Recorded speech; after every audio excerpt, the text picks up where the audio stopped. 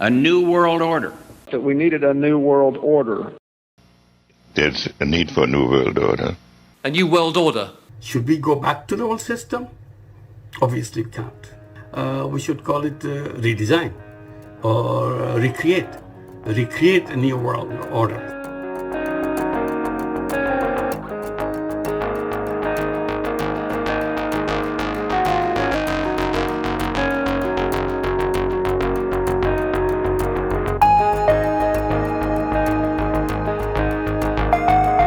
18 শতকের আগ পর্যন্ত সোনা বা হীরার মতো বই ছিল দুষ্প্রাপ্য বস্তু। বইয়ের মূল্য তখন এত বেশি ছিল যে পাঠাগারের তাকে কোনো বইকে ফেলে রাখা ছিল অসম্ভব। নিমেষেই বই চুরি হয়ে যেত।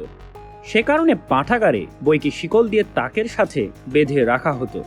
শিকলের দৈর্ঘ্য এমন হতো যেন বই তাক থেকে তুলে নিয়ে টেবিলে বসে পড়া যায়। 18 শতকে এসে বইয়ের মূল্য কমে যায়, পাঠাগারের বইকে শিকল পরানোর দরকার ফুরিয়ে যায়। এরপরও কিছু মানুষ বই চুরি করতে থাকে।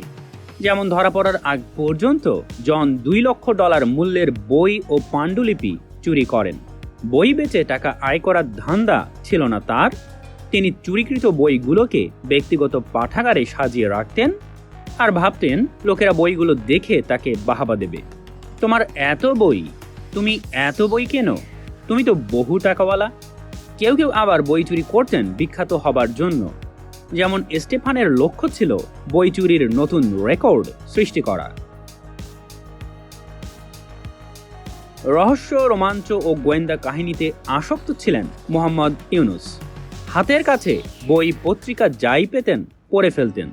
তিনি এত বেশি বই পড়তেন যে বই কিনে তার পোষাতো না। বই ধার করতেন, এমনকি চুরিও করতেন।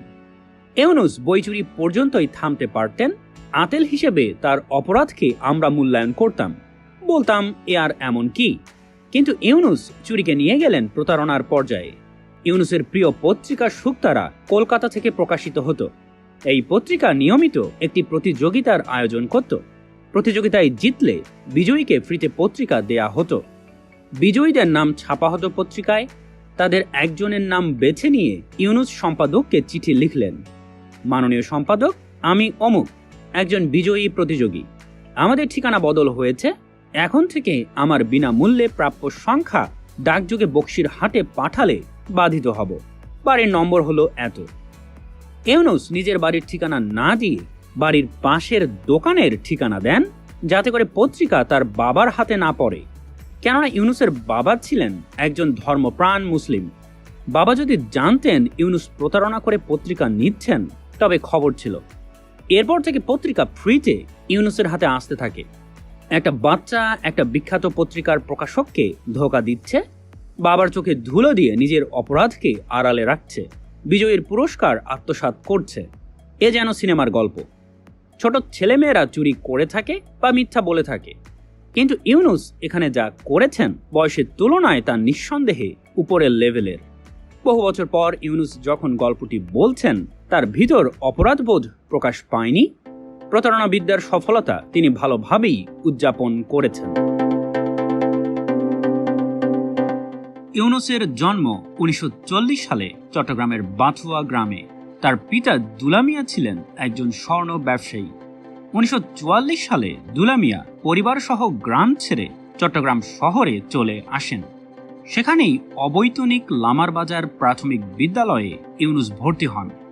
স্কুল কারিকুলাম বহির্ভূত বই পড়ার নেশা ছিল ইউনুসের। তা সত্ত্বেও ইউনুস স্কুলে ভালো ফল করতে থাকেন। বিষয়টি নিয়ে ইউনুস আশ্চর্য বোধ করলেও ব্যাপারটি খুবই স্বাভাবিক। 40 ও 50-এর দশকে যেখানে পড়ালেখা করার মতো লোকজনই খুঁজে পাওয়া যেত না, সেখানে ইউনুস অতিরিক্ত পড়ছেন। তাহলে তিনি ভালো করবেন না কেন?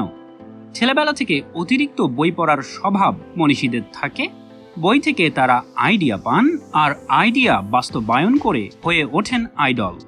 1947 সালের 14 আগস্ট। ইউনুসের বয়স তখন 7। দিনটি ইউনুসের জীবনে মনে রাখার মতো একটি দিন, কেননা এই দিনে পাকিস্তান স্বাধীন হয়েছিল। ইউনুসের পরিবার ছিল পাকিস্তান সৃষ্টির জোর সমর্থক। তাদের সমর্থন যে কতটা শক্তিশালী ছিল তা ইব্রাহিমের ঘটনা থেকে বোঝা যায়। ইব্রাহিম ইউনুসের 5 বছরের ছোট ভাই। সে গুড় খেতে পছন্দ করত না, আর তাই গুড়কে গান্ধী চিনি নামে ডাকতে থাকলো। অর্থাৎ ইব্রাহিম জানাতে চাইল গান্ধী তার অপছন্দের লোক। অন্যদিকে ইব্রাহিমের পছন্দ ছিল সাদা চিনি। সে সাদা চিনির নাম দিল জিন্নাহ চিনি। এভাবে ইব্রাহিম বোঝাতে চাইল জিন্নাহ তার পছন্দের লোক। ইব্রাহিমের বয়স তখন 2, অর্থাৎ সবে কথা বলা শিখছে। মা, বাবা, ভাই, বোনের থেকে শুনে শুনে শিশু ইব্রাহিম এ সব কিছু বলছে সহজেই ধারণা করা যায়। ইউনুসের পিতা মুসলিম লীগের ন্যাশনাল গার্ড বাহিনীতে যোগ দিয়েছিলেন। পাকিস্তান জন্মের দিন অন্য অনেকের মতো তিনিও ছেলে মেয়েদের নিয়ে রাস্তায় নেমে উৎসব করেন। বর্তমানে অনেকেই বলে থাকেন ইউনুসের বক্তব্যে পাকিস্তান প্রেম ও ভারত বিদ্বেষের ডাক শোনা যায়। ছেলেবেলায় পরিবার ও পারিপার্শ্বিকতার প্রভাবে পাকিস্তানের প্রতি একটা ভালোবাসা ইউনুসের সৃষ্টি হয়েছিল। ধারণা করা যায় এ কারণে ইউনুস পাকিস্তান প্রসঙ্গে এক ধরনের উষ্ণ আবেগ অনুভব করেন।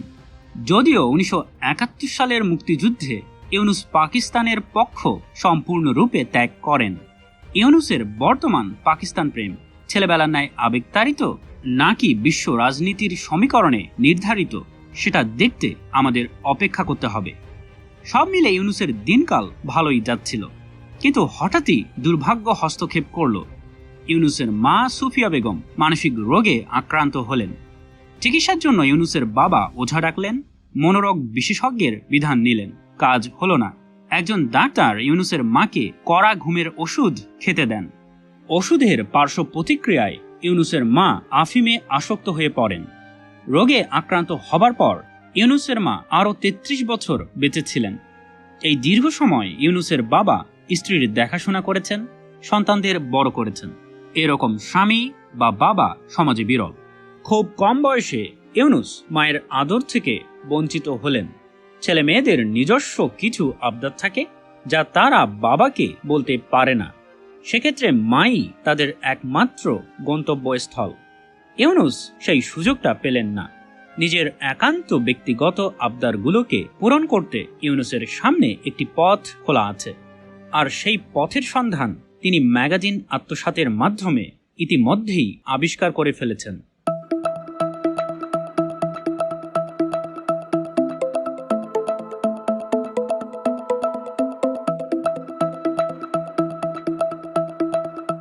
ইউনুসের শখ ছিল 2টি, হলে গিয়ে সিনেমা দেখা আর বাইরে খেতে যাওয়া। আলুর চপ ও আলুর দম ছিল তার প্রিয় খাবার। বৃত্তি পাবার ফলে মাসে মাসে ইউনুস কিছু টাকা পেতেন। হাত খরচ হিসেবে বাবাও ইউনুসকে কিছু টাকা দিতেন। তবে ইউনুসের আরও টাকার প্রয়োজন ছিল, যা তিনি চুরি করতেন বাবার দোকান থেকে। ইউনুস পরিষ্কার করে বলেছেন তিনি প্রত্যেকবার যা চুরি করেছেন তার পরিমাণ সামান্য। দীর্ঘদিন পর যখন তিনি এই অভিজ্ঞতা বর্ণনা করেছেন, তার ভিতর সামান্য অনুশোচনা দেখা যায়নি। ইউনুস ও তার বড় ভাই বক্স ক্যামেরা কিনেছিলেন। কোন ব্র্যান্ডের সেটা অবশ্য আমরা জানি না। সে সময়কার খুব জনপ্রিয় ক্যামেরার একটি ছিল কোডাক ব্রাউনি, যার বাজার মূল্য হবে 2024 সালের হিসেবে $65, অর্থাৎ 7,000 টাকার মতো। এটা খুব বেশি টাকা না। ইউনুস খুব সহজে এই টাকা জোগাড় করতে পেরেছিলেন, আমরা সিদ্ধান্ত নিতে পারি। পাড়ায় একটি স্টুডিও ছিল, সেখানে ইউনুস সাদা কালো ছবি প্রিন্ট ও ডেভেলপ করতেন। কাজগুলো কি তিনি বেতনের বিনিময়ে করতেন নাকি ফ্রিতে করতেন, এই ব্যাপারটি ইউনুস চেপে গেছেন। সম্ভবত তিনি বেতনের বিনিময়ে সেখানে কাজ করতেন, কেননা ইউনুস নিজেই বলেছেন পদোন্নতি পাবার পর তিনি ও তার ভাই নতুন ফোল্ডিং ক্যামেরা কেনেন। বিভিন্ন ধরনের ফোল্ডিং ক্যামেরা সে সময় বাজারে ছিল। তার ভিতর কোডাক ডুয়াফ্লেক্স 2 ক্যামেরার মূল্য ছিল $22, যা 2024 সালের সাপেক্ষে $257 বেশি। টাকায় হিসেব করলে হয় 30,000 টাকার মতো। কিভাবে ইউনুস এত টাকা জোগাড় করলেন? চুরি করে? স্টুডিওতে কাজ করে? স্টুডিওতে কাজ করে 40 বা 50-এর দশকে এত টাকা জোগাড় করা বিশ্বাসযোগ্য নয়। আমরা ধারণা করতে পারি ইউনুস বাবার দোকান থেকে অল্প অল্প করে টাকা চুরি করেছেন। এই টাকার একটা অংশ তিনি জমিয়েছেন ও ক্যামেরা কিনেছেন। স্টুডিও থেকে যা বেতন পেয়েছেন তাও হয়তো ক্যামেরা কিনতে লাগিয়েছেন।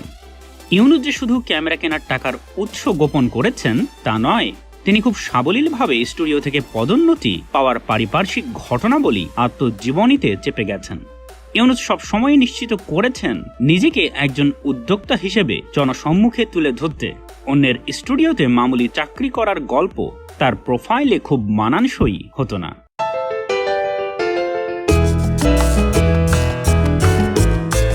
ইউনুস ছোটবেলা থেকে অঢেল বই ও পত্রিকা পড়েছেন। পড়তে গিয়ে তিনি বহু আইডিয়া পান। আইডিয়াগুলো একে একে বাস্তবায়ন করার চেষ্টা করেন। প্রথমে তিনি ছবি আঁকতে গেলেন। একজন পেশাদার শিল্পীর কাছে আঁকা আঁকি শিখলেন।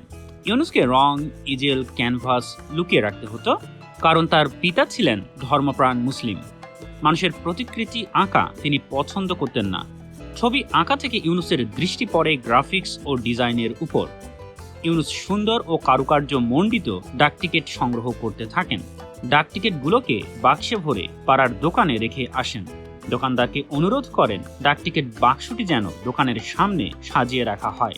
উদ্দেশ্য ছিল ডাকটিকিট বিক্রি করে কিছু আয় করা। ইউনুস একের পর এক পরীক্ষা চালাচ্ছেন। কি করা যায়? ফটোগ্রাফি, আঁকাআঁকি, গ্রাফিক্স ও ডিজাইন, কোনো কিছুতেই তিনি সফল হচ্ছেন না। বই ইউনুসকে বহু পথ দেখিয়েছে, তবে পথগুলো চলার উপযুক্ত কিনা সেটা তাকে পরীক্ষা করতে হচ্ছে। ইউনুস চাচাদের সাথে বলিউড ও হলিউডের সিনেমা দেখতে যেতেন। সিনেমার গান তাকে বিভোর করত। ইউনুস পল্লীগীতি গাইতে শুরু করেন। এমন সময় ইউনুসের জীবন নতুন মোড় নেয়। তাকে পাঠানো হয় শহরের খ্যাতনামা স্কুলে, যেখানে শিক্ষিত ও নামিদামি লোকের সন্তানরা পড়ত। ইউনুস হাঁপ ছেড়ে বাঁচলেন। ধর্মের মাইক তার মাথার উপর থেকে সরে গেল। ইউনুসের মা মানসিক রোগে আক্রান্ত হবার পর থেকে ইউনুস বাবার কড়া শাসনে বড় হতে থাকেন। ইউনুসের বাবা ছিলেন ধর্মপ্রাণ মুসলিম। বাবার ধর্ম নিয়ে ক্যাচক্যাচানি ইউনুসের উপর কিছু বিরূপ প্রভাব ফেলেছিল। গ্রাফিক্স ও ডিজাইন বাদ, কারণ ফটোগ্রাফি, ছবি আঁকাআঁকি, গান এসব প্রজেক্টের মতো গ্রাফিক্স ও ডিজাইন থেকেও ইউনুস কিছুই আয় করতে পারেননি। ইউনুস শুরু করলেন স্কাউটিং। স্কাউটদের বড় বড় সমাবেশে তিনি যোগ দিতে থাকলেন। উপার্জন সপ্তাহে তিনি সহ স্কাউটদের সাথে রাস্তায় ফেরি করে, জুতো পালিশ করে, চায়ের দোকানে বেয়ারার কাজ করে টাকা তুলতেন। স্কাউটিং শুরু করার পর ইউনুস বাইরের আচার অনুষ্ঠান বর্জন করেন, অন্তরে ধর্মীয় ভাব বজায় রাখতে শুরু করেন। কিন্তু কথাটির মানে তিনি পরিষ্কার করেননি। কথাটার মানে কি এই যে স্কাউটিং শুরু করার পর ইউনুস নামাজ, রোজা বাদ দিলেন? ইউনুস স্কাউটিং করে বিদেশ ভ্রমণ করেছিলেন, কিছু আয়ও করেছিলেন, আর তাই তিনি স্কাউটিং দীর্ঘদিন ধরে রাখতে পেরেছিলেন। বলা যেতে পারে স্কাউটিং ইউনুসের প্রথম সফল প্রজেক্ট। ম্যাট্রিক পরীক্ষায় ইউনুস পূর্ব পাকিস্তানে মেধা তালিকায় 16তম হন। স্কুল শেষ করার পর 1955 সালে তিনি চট্টগ্রাম কলেজে ভর্তি হন। সেখানে ইউনুস সাংস্কৃতিক কর্মকাণ্ডে অংশ নেন। তিনি বলেছেন কলেজে তার রোমাঞ্চকর 2 বছর কেটেছে। 50-এর দশকে পূর্ব পাকিস্তানে বামপন্থী রাজনীতির বিকাশ ঘটেছিল। সরকারের বিরোধিতা করার একচেটিয়া দায় ছিল বামদের। ছাত্রদের ভিতর বামরাই ছিল জনপ্রিয়। ইউনুস বাম ছিলেন না এবং অতি বামদের দেখতে পারতেন না। এরপরও তিনি বাম ঘেঁষা ছাত্র রাজনীতিতে জড়িয়ে পড়েন এবং সম্মিলিত ছাত্র প্রগতি সংঘের নেতা নির্বাচিত হন। কেন? কারণ ইউনুস বলেন চট্টগ্রাম কলেজে দলটির প্রাধান্য ছিল এবং ছাত্র সংসদ নির্বাচনে তারাই বিজয়ী হতো, যা প্রমাণ করে বাম আদর্শ নয়, বরং ক্ষমতার আশপাশ থাকাই ছিল ইউনুসের মূল লক্ষ্য। 1957 সালে ইউনুস ঢাকা বিশ্ববিদ্যালয়ে অর্থনীতি বিভাগে ভর্তি হন। তিনি সেখান থেকে 1961 সালে MA পাশ করেন। ইউনুস দাবি করেছেন ঢাকা বিশ্ববিদ্যালয়ে তার জীবন একেবারেই বৈচিত্র্যহীন কেটেছে। ঢাকা বিশ্ববিদ্যালয়ের ছাত্র জীবন কেন ইউনুস উপভোগ করতে পারলেন না? এই প্রশ্নের উত্তর সরল। ইউনুস বাম ধারার রাজনীতিবিদ ছিলেন না। তিনি কলেজে বাম দল করেছেন শুধুমাত্র ক্ষমতা নাড়াচাড়া করার জন্য। ঢাকা বিশ্ববিদ্যালয়ে পুরো 50-এর দশকে বামপন্থীদের তুমুল আধিপত্য ছিল। এরকম সিরিয়াস পরিবেশে অভিনয় করে তিনি বেশি দিন বাম সেজে থাকতে পারতেন না। অপরদিকে বাম দল না করলে ক্ষমতার আশপাশ যাওয়াও সম্ভব ছিল না। ঢাকা বিশ্ববিদ্যালয় থেকে পাশ করার পর ইউনুস 1961 সালে চট্টগ্রাম কলেজে অর্থনীতিতে প্রভাষক হিসেবে নিয়োগ পান। সেখানে তিনি 1965 সাল পর্যন্ত কাজ করেন। হ্যাঁ, ঠিক তাই। আমাদের গল্পের নায়ক ইউনুসের জীবনের প্রথম নির্ভরযোগ্য আয় এসেছে সরকারি চাকরি থেকে। এর আগে বিভিন্নভাবে তিনি নিজেকে উদ্যোক্তা হিসেবে প্রতিষ্ঠা করার চেষ্টা করেন। স্কাউটিং বাদে সবখানেই তিনি ব্যর্থ হন। চাকরি লাভের পর ইউনুস পারিবারিক ব্যবসায় উৎসাহী হয়ে ওঠেন। তিনি লক্ষ্য করলেন পূর্ব পাকিস্তানের যাবতীয় শিল্পজাত দ্রব্যের জন্য প্যাকেজিং সামগ্রী পশ্চিম পাকিস্তান থেকে আমদানি করতে হয়। যেমন সিগারেট তৈরি হয় পূর্বে, তবে প্যাকেট তৈরি হয় পশ্চিমে। অর্থাৎ প্যাকেজিং কোম্পানির একটি ভালো সম্ভাবনা আছে পূর্ব পাকিস্তানে। পাকিস্তান আমলে বাঙালিরা শিল্প স্থাপনে উৎসাহী ছিল না। ইউনুস যখন কারখানা স্থাপনের ঋণ চেয়ে ব্যাংকে আবেদন করলেন, তার সাথে সাথে মঞ্জুর হয়ে গেল। 1964 সালে 100 জন শ্রমিক নিয়ে কারখানাটি উৎপাদন শুরু করে এবং দ্রুত লাভজনক শিল্পে পরিণত হয়। ইউনুস দাবি করেছেন, ব্যবসায়ী হবার বাসনা তার কখনোই ছিল না। ব্যবসা বাঙালিরাও করতে পারে, এটা প্রমাণ করতে তিনি প্যাকেজিং ব্যবসাটিতে হাত দিয়েছিলেন। তাহলে আমরা তাকে প্রশ্ন করব, ছোটবেলা থেকে আপনার সৃজনশীল উদ্যোগগুলোর পেছনে কি কারণ ছিল? ইউনুস ফটোগ্রাফি শিখেছেন, ছবি এঁকেছেন, গান গেয়েছেন, ডাক টিকিট সংগ্রহ করেছেন, স্কাউটিংয়ে যোগ দিয়েছেন। কেন? শখ পূরণ হয় যদি একটি কারণ, আর একটি কারণ টাকা আয় করা। ইউনুস প্রতিষ্ঠিত হতে চেষ্টা করেছেন বারবার, প্রায় সব ক্ষেত্রেই ব্যর্থতা তাকে ঘিরে ধরেছে। যখন ইউনুস একটি সম্মানজনক চাকরি পেলেন, যখন একটি নিয়মিত আয়ের উৎস তার হাতে এলো, তখন রাতারাতি তিনি একটি বড় ব্যবসায় সফলতা অর্জন করলেন। ইউনুস বুঝতে পারলেন, ব্যবসা সহজে সফল করার জন্য প্রয়োজন একটা ভালো প্রোফাইল। অর্থাৎ আগে প্রোফাইল, পরে ব্যবসা। ঠিক এই সময়েই সৌভাগ্য ইউনুসের হাতে ধরা দিল। তিনি পেয়ে গেলেন ফুলব্রাইট স্কলারশিপ। স্কলারশিপের টাকায় ইউনুস গেলেন আমেরিকায় অর্থনীতিতে পিএইচডি করতে। ফুলব্রাইট স্কলারশিপ আমেরিকার একটা প্রোপাগান্ডা যন্ত্র হিসেবে তখন কাজ করছিল, আজও করছে। এই যন্ত্রের কাজ আমেরিকাপন্থী বুদ্ধিজীবী তৈরি করা, যারা বিশ্বব্যাপী আমেরিকার স্বার্থের দেখভাল করবে।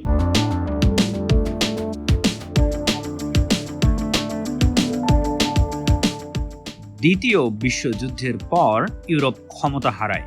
বিশ্বশক্তি হিসেবে আমেরিকা আবির্ভূত হয়। ছোট বড় সব দেশ আমেরিকার কথায় ওঠা বসা শুরু করে। অনুকূল পরিস্থিতির সুযোগ নিয়ে আমেরিকা পুরো পৃথিবীর মানুষকে নিজস্ব সংস্কৃতিতে দীক্ষিত করতে গেল। সবাই যদি আমেরিকান হয়ে যায়, তাহলে তো আমেরিকার শত্রু বলে কেউ থাকবে না। আমেরিকান সংস্কৃতির প্রসারের উদ্দেশ্যে আমেরিকা বিশ্বব্যাপী লাইব্রেরি স্থাপন করলো, বই অনুদান করলো, স্কলারশিপ প্রোগ্রামের সূচনা করলো, ভয়েস অফ আমেরিকার সম্প্রচার শুরু করলো। স্কলারশিপ প্রোগ্রামগুলোর একটি ছিল ফুলব্রাইট স্কলারশিপ। এই স্কলারশিপের মূল উদ্দেশ্য ছিল আমেরিকাপন্থী স্কলার তৈরি করা। ইউনুস নিজেও স্বীকার করেছেন, আমেরিকায় পিএইচডি লাভের পর তার চিন্তাধারা 180 ডিগ্রি বদলে গেছে। তিনি একজন খাসা আমেরিকান স্কলারে পরিণত হয়েছেন। ফুলব্রাইট স্কলারশিপ প্রাপ্তদের যেসব বিশ্ববিদ্যালয়ে পড়তে হতো, তাদের পাঠ্যক্রম ছিল একপেশে। ইউনুস বলেছেন, ইউরোপীয় ইতিহাসে তাকে ইচ্ছাকৃতভাবে ফেল করানো হয়েছিল, কেননা তিনি অধ্যাপকের সাথে দ্বিমত করেছিলেন। অর্থাৎ ফুলব্রাইট প্রোগ্রাম নিশ্চিত করেছিল স্কলারশিপ প্রাপ্তরা শুধুমাত্র আমেরিকান দৃষ্টিভঙ্গি লালন করবে।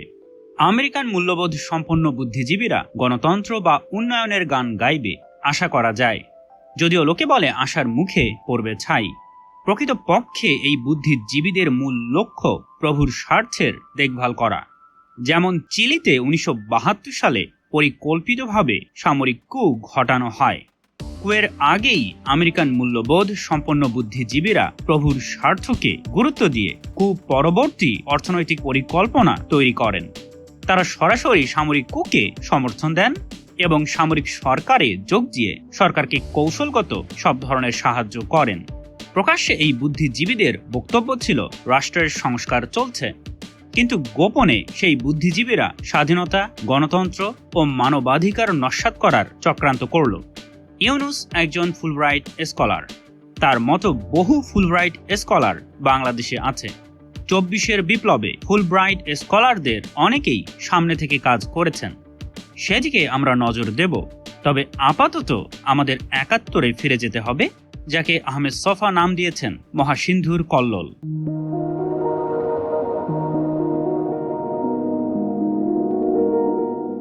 ইউনুস ভ্যান্ডারবিল্ট বিশ্ববিদ্যালয়ে অর্থনীতিতে পিএইচডি করতে গেলেন।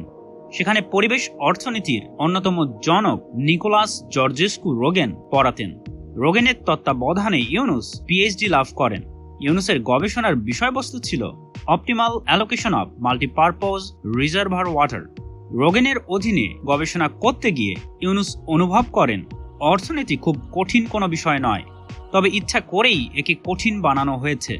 এই প্রসঙ্গে ইউনুস বলেছেন, শিখলাম সব বিষয় তত জটিল নয় যতটা আমরা কল্পনা করে নিই। অনুদার অহংকারী দৃষ্টিভঙ্গির জন্য আমরা সহজ সমস্যার জটিল সমাধান খুঁজতে উদ্যত হই। পিএইচডি শেষ করার পর 1970 সালে ইউনুস মধ্য টেনেসি রাজ্য বিশ্ববিদ্যালয়ে যোগ দেন। 1971 সালে বাংলাদেশের স্বাধীনতার যুদ্ধ শুরু হয়ে গেল। ইউনুসের আহ্বানে আমেরিকার প্রবাসী বাংলাদেশিদের অনেকেই তাৎক্ষণিকভাবে বাংলাদেশের নাগরিকত্ব গ্রহণ ও পাকিস্তানের নাগরিকত্ব বর্জন করেন। ইউনুস প্রবাসীদের নিয়ে বাংলাদেশ নাগরিক সমিতি গঠন করেন, সংবাদ সম্মেলন করে পাকিস্তানি আগ্রাসনের প্রতিবাদ করেন, বেতন থেকে টাকা জমিয়ে তহবিল গঠন করেন। How do you think the people of Bangladesh feel about the way the U.S. government has handled it? People of Bangladesh were very much disappointed the way United States government handled the whole thing. শান্তির পক্ষে বিক্ষোভ সমাবেশ করেন এবং বিভিন্ন রাষ্ট্রের দূতাবাসে যোগাযোগ করে বাংলাদেশের মুক্তিযুদ্ধের পক্ষে সমর্থন চান। এমনকি তিনি সিদ্ধান্ত নিয়ে ফেলেন নির্বাসিত সরকার গঠন করবেন। ইউনুস কিভাবে নির্বাসিত সরকার গঠন করতেন, তার নৈতিক বা আইনগত ভিত্তি কি হতো, সেটা অবশ্য তিনি বলেননি। ইউনুস জনপ্রতিনিধি বা রাজনীতিবিদ ছিলেন না। সরকার গঠনে তার পরিকল্পনা কে মানত? কলকাতায় আওয়ামী নেতাদের কাছে ইউনুস প্রতিনিধি পাঠান। আওয়ামী নেতারা এই প্রতিনিধিকে পাত্তাই দেননি। ফলে ইউনুসের প্রবাসী সরকার গঠনের প্রচেষ্টা গোড়াতেই বানচাল হয়ে যায়। মুক্তিযুদ্ধের খবর ছড়িয়ে দেবার জন্য বাংলাদেশ নিউজ লেটার নামের একটি পত্রিকা চালু করা হলো। ইউনুস পত্রিকাটির সম্পাদনার দায়িত্ব নেন। যুদ্ধ শেষ হলে 1972 সালে ইউনুস দেশে ফিরে আসেন। তিনি সরকারের পরিকল্পনা কমিশনে যোগ দেন, অর্থাৎ ইউনুস দ্বিতীয়বারের মতো সরকারি চাকরি নিলেন। পরিকল্পনা কমিশনের কোনো কাজ ছিল না, সংবাদপত্র পড়ে ইউনুসের সময় কাটত। বিরক্ত হয়ে তিনি চাকরি ছেড়ে দেন। এরপর চট্টগ্রাম বিশ্ববিদ্যালয়ের অর্থনীতি বিভাগের প্রধান হিসেবে তৃতীয় আরেকটি সরকারি চাকরি বরণ করেন। ইউনুস সবসময় চেষ্টা করেছেন প্রোফাইল তৈরি করতে। প্রোফাইল তৈরি করার ক্ষেত্রে উচ্চ পর্যায়ের সরকারি চাকরির উপর আর কি থাকতে পারে? The reason I got into it was a terrible famine in the country in Bangladesh. People dying of hunger. And here is a young professor teaching economics.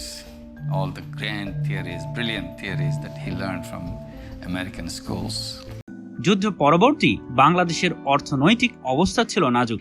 দেশ শাসনে ক্ষমতাসীন আওয়ামী সরকারের ব্যর্থতা ও আন্তর্জাতিক ষড়যন্ত্রের কবলে 1974 সালে বাংলাদেশে একটি ভয়ঙ্কর দুর্ভিক্ষ দেখা দেয়। দুর্ভিক্ষের শুরু দেশের উত্তরে, যা পরে সর্বত্র ছড়িয়ে পড়ে। ইউনুস বাংলাদেশ ছেড়ে পালাতে পারতেন। দারিদ্রতা, ক্ষুধা, মৃত্যুর ভিতর কে বাঁচতে চায়? স্বপ্নের দেশ আমেরিকাতে গিয়ে কোনো বিশ্ববিদ্যালয়ে ইউনুস অর্থনীতির বুলি ঝাড়তে পারতেন। বাংলাদেশকে স্মরণ করে বলতে পারতেন, 7 কোটি সন্তানেরে হে মুগ্ধ জননী, রেখেছ বাঙালি করে মানুষ করণী। কিন্তু রোগেনের অধীনে ব্যতিক্রমধর্মী পড়াশোনা ও মুক্তিযুদ্ধ ইউনুসের মনোজগতে গভীর পরিবর্তন এনেছে। এছাড়াও ইউনুস পিএইচডি করে প্রোফাইলটা কি হুদাই বড় করেছেন? অবশ্যই না। বড় থেকে আরো বড় ব্যবসা করার ইচ্ছা তার ভিতরে সবসময়ই ছিল। আমি যখন হাই স্কুলের ছাত্র, তখন দারিদ্র্যের অবস্থা আরও খারাপ ছিল। অর্থাৎ আমার চারদিকেই হলো দারিদ্র। আমি নিজেও খুব নিম্ন মধ্যবিত্ত পরিবারের একজন ছেলে। কাজে এই দারিদ্রকে সামনে রেখেই আমাদেরকে বড় হতে হয়েছে। কাজে সেখানে সবসময় মনের মধ্যে ছিল এই দারিদ্র থেকে মুক্তির উপায় কী। কাজে এটা যে কোনো বাংলাদেশের যে কোনো ছেলে মেয়ে লেখাপড়া করতে আসে, তার সামনে এটা প্রশ্নটা বড়ভাবে আসে, কিভাবে এর থেকে উদ্ধার পাওয়া যায়। ইউনুস স্থির করলেন তিনি ক্ষুধা ও দারিদ্রতার বিরুদ্ধে যুদ্ধ করবেন। একজন অর্থনীতির ছাত্র ও শিক্ষক হিসেবে যুদ্ধের অস্ত্র হবে ব্যবসা। এই প্রথমবারের মতো ইউনুস খুলেই বললেন তিনি ব্যবসা করতে চান।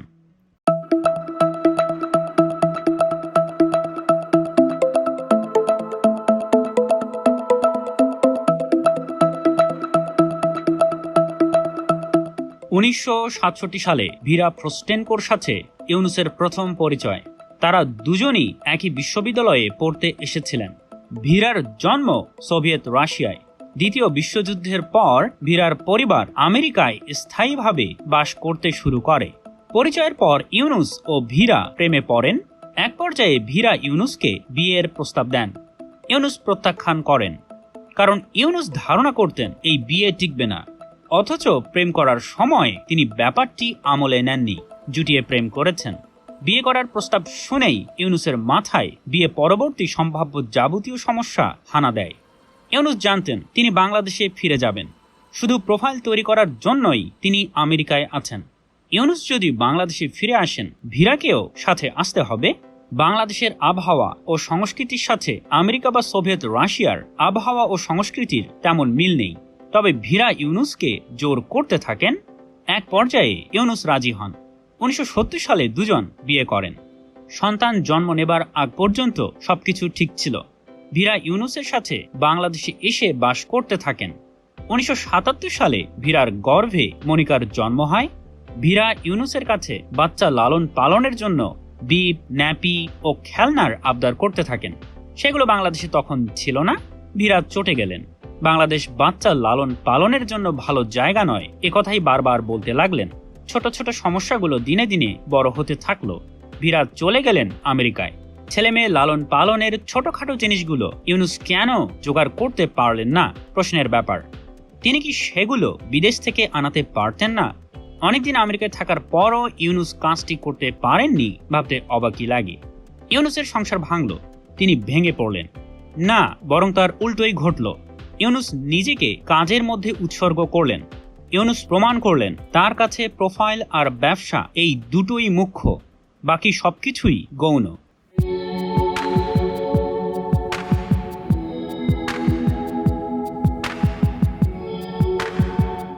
1971 সালে বাংলাদেশ স্বাধীন হয়। স্বাধীনতা প্রত্যাশী অধিকাংশ মানুষের মতো ইউনুসও মনে করতেন বাংলাদেশ দ্রুত বদলে যাবে, একটি উন্নত রাষ্ট্রে পরিণত হবে। অর্থনীতিতে পিএইচডি করেও ইউনুস কিভাবে এরকম চিন্তা করতে পারেন আমার মাথায় আসছে না। বাংলাদেশে না ছিল উল্লেখযোগ্য কোনো প্রাকৃতিক সম্পদ, না ছিল কোনো বৃহৎ শিল্প। পশ্চিম পাকিস্তান বাংলাদেশকে একটি কলোনি বানিয়ে রেখেছিল বহু বছর। হঠাৎই স্বাধীন হয়ে বাংলাদেশ দ্রুত উন্নতি লাভ করবে কিভাবে?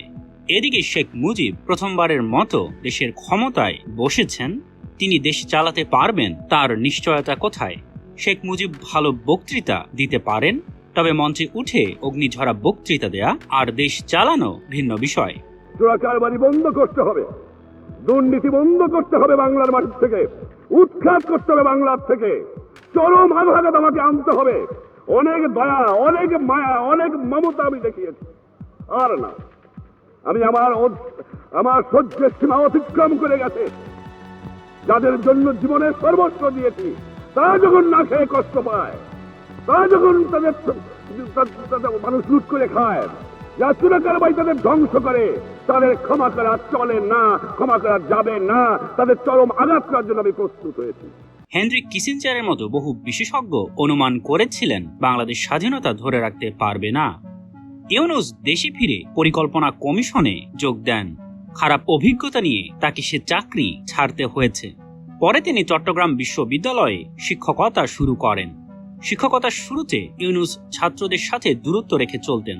1974 সাল নাগাদ দেশের রাজনৈতিক হাওয়া উল্টো বইতে শুরু করে।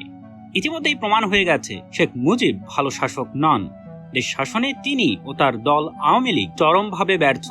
আন্তর্জাতিক ষড়যন্ত্রে দেশের অর্থনীতি তখন দোদুল্যমান। দেশের উত্তরাংশে শুরু হয়েছে দুর্ভিক্ষ। ধীরে ধীরে এই দুর্ভিক্ষ পুরো দেশে ছড়িয়ে পড়ছে। কঙ্কালসার মানুষের মিছিল ইউনুসের হৃদয়ে এক ধরনের শূন্যতার সৃষ্টি করে। অর্থনীতির কতই না তত্ত্ব সৃষ্টি হয়েছে, কত সূত্রই না ইউনুস পড়েছেন বা পড়াচ্ছেন। সেসব তত্ত্ব, সেসব সূত্র কাজে আসছে কই? মানুষ তো দুমুঠো ভাত খেতেও পারছে না। ইউনুস অনুভব করলেন তিনি ক্লাসরুমে যা পড়ান তা সিনেমার গল্প, বাস্তবে অর্থনীতি ভিন্ন কিছু। চট্টগ্রাম বিশ্ববিদ্যালয়ের পাশে জোবরা গ্রামের অবস্থান। অর্থনীতিকে বোঝার জন্য ইউনুস সেই গ্রামে যাতায়াত শুরু করলেন। বাংলাদেশ কৃষি প্রধান একটি দেশ, সুতরাং কৃষি ইউনুসের চোখে পড়ল। তিনি লক্ষ্য করেন বাংলাদেশের মাটির যে উৎপাদন ক্ষমতা তার মাত্র 16% কাজে লাগানো হচ্ছে। উৎপাদন বহুগুণে বাড়ানো সম্ভব যদি 1. কৃষকদের উচ্চ ফলনশীল ধানের বীজ সরবরাহ করা হয়। 2. কৃষকদের ধান গাছ রোপণ ও পরিচর্যার আধুনিক প্রশিক্ষণ দেয়া হয়। ছাত্র ও শিক্ষকদের সাথে করে ইউনূস ধান খেতে গেলেন, কাদা জলে ধান রোপণ করলেন, কৃষকদের উচ্চ ফলনশীল ধানের বীজ ও প্রশিক্ষণ দিলেন। এতে ধানের উৎপাদন 4 গুণ বেড়ে গেল। সে সময়ে সেচ ব্যবস্থার উন্নয়নে সরকার গভীর নলকূপ বসিয়েছিল। গভীর নলকূপ বসানো ছিল ব্যয়বহুল। এ কারণেই সরকার ও দাতা সংস্থাগুলো গভীর নলকূপ স্থাপনে আগ্রহ দেখাতো বেশি, কারণ যত বড় বাজেট তত বেশি দুর্নীতির সুযোগ। নলকূপ সরকারি, কিন্তু পানি তোলার জন্য তেল বা বিদ্যুৎ খরচ দিতে হবে চাষিদের। কে কত টাকা দেবে এই নিয়ে বিবাদ বেঁধে গেল তাদের ভিতর। গভীর নলকূপ অব্যবহৃত অবস্থায় পড়ে থাকলো। এই সংকটে ত্রাণকর্তা হিসেবে আবির্ভূত হলেন ইউনূস। তিনি কৃষকদের বোঝাতে লাগলেন পুরো কৃষি সিস্টেমটাই আসলে ভুয়া, যা তারা দীর্ঘদিন ধরে দেখে আসছে। ইউনূসের কাছে নতুন ধরনের সিস্টেম আছে। কৃষকদের উচিত ইউনূসের সিস্টেম গ্রহণ করা। ইউনূস এই সিস্টেমের নাম দিলেন নবযুগ তেভাগা খামার। সে সময়ে টাকার অভাবে বহু কৃষক গভীর নলকূপ চালানোর জ্বালানি, বীজ, সার ও কীটনাশকে বিনিয়োগ করতে পারত না। ইউনূস কৃষকদের প্রয়োজনীয় জ্বালানি, বীজ, সার ও কীটনাশক দেবেন। বিনিময়ে কৃষকরা ইউনূসকে উৎপাদিত শস্যের 3 ভাগের 1 ভাগ দেবে। এটাই ছিল ইউনূসের নতুন সিস্টেমের মূল বক্তব্য। কৃষকদের কেউ কেউ বলল ইউনূসের 1/3 ফসলের দাবি অযৌক্তিক, তার ভাগ 1/5 হওয়া উচিত। কেউ রাজি হচ্ছে না দেখে ইউনূস ঘাবড়ে গেলেন। বেপরোয়া হয়ে বললেন, যদি লোকসান হয় সব দায় তার, কেবল লাভ হলে তিনি 1/3 ফসল নেবেন। এরপরও প্রথম বৈঠকে কেউই রাজি হলো না। দ্বিতীয় বৈঠকে ইউনূস ভাগ চাষিদের টার্গেট করলেন। এরা ছিল অতি দরিদ্র কৃষক, যাদের জমি নেই, ফসল উৎপাদনের পুঁজি সামান্য। এরাই ইউনূসের ডাকে এগিয়ে এলো। যখন দেখা গেল ভাগ চাষিরা এগিয়ে এসেছে, তখন ধনী ও মধ্যম আয়ের কৃষকরাও ইউনূসের সিস্টেমে চোখ দিল। ইউনূসের সিস্টেম তখন দণ্ডায়মান। যদি তা 1 বছর দাঁড়িয়ে থাকতে পারে, একই সিস্টেম দেশের সর্বত্র ছড়িয়ে পড়বে। আর যদি ব্যর্থ হয়, ইউনূসকে বহু টাকা লোকসান গুনতে হবে। সম্ভাব্য লোকসানের চিন্তায় ইউনূসের রাতের ঘুম হারাম হয়ে গেল। আত্মজীবনীতে ইউনূস তাই লিখেছেন। ইউনূস বর্ণিত এই ঘটনায় বড় ধরনের তথ্য ঘাটতি আছে।